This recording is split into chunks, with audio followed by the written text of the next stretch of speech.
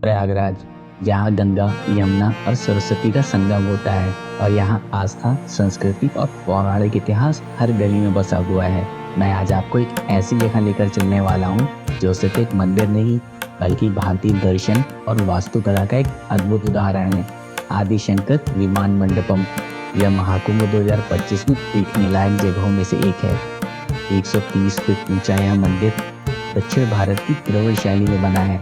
इसे कांची रामकोटि पीठ के शंकराचार्य स्वामी चंद्रशेखरेंद्र सरस्वती ने 16 खंभों पर आधारित इस मंदिर की स्थापना की थी। और दोस्तों, 3 तल वाले इस मंदिर में 300 से अधिक मूर्तियां हैं। इस मंदिर के तीसरे तल में सहस्त्रमुखी शिवलिंग स्थापित है, जिसके बारे में बहुत कम लोग जानते हैं। महाकुंभ 2025 में जब लाखों श्रद्धालु संगम पर स्नान करने आएंगे तो यह मंदिर उनके लिए एक आध्यात्मिक अनुभव का केंद्र बनेगा। दक्षिण भारत शैली में बना यह मंदिर अपनी भव्यता और अनूठी कहानी के लिए जाना जाता है। आइए जानते हैं इस मंदिर को गहराई से और इसके पीछे छुपे पौराणिक कथाओं को। तो चलिए शुरू करते हैं यह दिव्य यात्रा। संगम के बड़े हनुमान मंदिर से त्रिवेणी बांध की ओर चलते हुए हम पहुंचते हैं मंदिर के प्रवेश द्वार पे और हमें यहाँ से ही एक अद्भुत ऊर्जा का एहसास हो रहा है।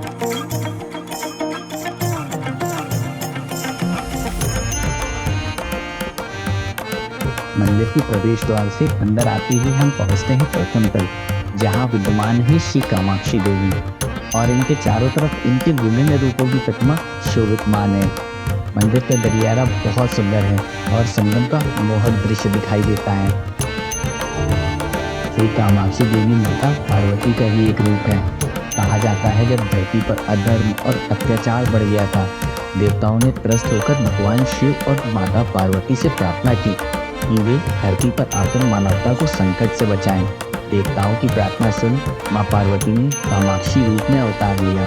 कामाक्षी देवी जो प्रेम और आशीर्वाद की देवी है। मां कामाक्षी को सौंदर्य, करुणा और शक्ति की देवी भी कहा जाता है। उनका आशीर्वाद हर भक्त के जीवन में सकारात्मकता और समृद्धि लाता है।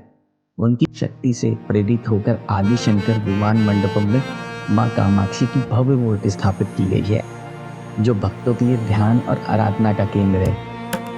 अब आगे चलते हैं दूसरी मंजिल पर, जहां भगवान विष्णु स्वयं तिरुपति बालाजी के रूप में विराजमान है। कहा जाता है बहुत समय पहले जब देवताओं और असुरों के बीच युद्ध चल रहा था, तो संसार में संतुलन बनाए रखने के लिए भगवान विष्णु ने पृथ्वी पर अवतार लेने का निश्चय किया। उन्होंने दक्षिण भारत के सप्तगिरी पर्वत तिरुमला पर अपने बालाजी रूप में अवतार लिया था। इनको हमारा नमन है। सच्ची श्रद्धा और भक्ति के साथ की गई प्रार्थना अवश्य ही फलदायी होती है।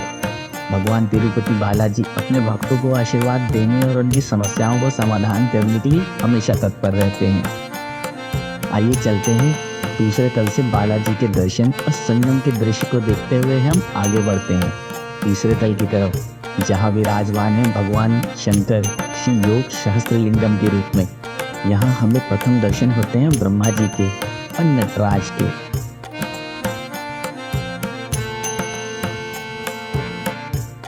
यहाँ आप 12 ज्योतिर्लिंगों के दर्शन कर सकते हैं, जो 108 शिवलिंगों में गर्भगृह के दोनों ओर स्थापित हैं।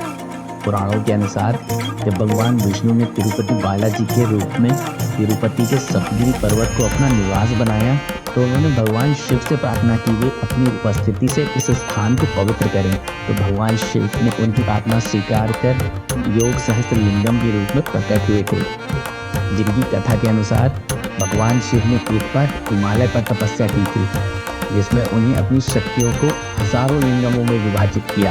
यह सहस्त्रलिंगम उनकी योग शक्ति और ध्यान का प्रतीक था।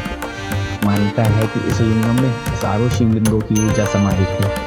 यह स्थान उन भक्तों के लिए विशेष है जो ध्यान योग के माध्यम से आध्यात्मिक उन्नति चाहते हैं। योग सहस्त्रलिंगम के दर्शन से भक्तों को भगवान शिव और विष्णु दोनों का आशीर्वाद प्राप्त होता है। और दोस्तों, यहाँ से संगम का नज़ारा ऐसा है जिसे आप कभी भूल नहीं पाएंगे। इसे शब्दों में बयां कर पाना बहुत मुश्किल है। गंगा, यमुना और सरस्वती का अद्भुत संगम यहाँ के आध्यात्मिक अनुभव को और भी खास बना देता है। रात के समय यह मंदिर और भी अद्भुत और भव्य नजर आता है। इस बार महाकुंभ 2025 में इसकी सजावट को खास तौर पर तैयार किया गया है। मंदिर की जगमगाती रोशनी इसे रात में एक अलग ही दिव्यता प्रदान करती है। श्रद्धालुओं के लिए इसका रात्रि सौंदर्य आकर्षण का एक मुख्य केंद्र बना रहेगा। अगर आप महाकुंभ में आ रहे हैं तो रात के समय इस मंदिर का यह अद्भुत नज़ारा देखना बिल्कुल ना भूलें। यह मंदिर हर दिन सुबह 7 से शाम 7 बजे तक खुला रहता है। यहाँ शिवरात्रि, श्रावण सोमवार और कार्तिक पूर्णिमा जैसे पर्व विशेष रूप से मनाए जाते हैं। तो दोस्तों, ये थी आदि शंकर विमान मंडपम की यात्रा। अगर आप प्रयागराज आ रहे हैं तो इसे अपनी सूची में ज़रूर शामिल करें और ऐसे ही और वीडियो के लिए चैनल को सब्सक्राइब करें, वीडियो को लाइक करें और दोस्तों के साथ शेयर करें। हर हर महादेव।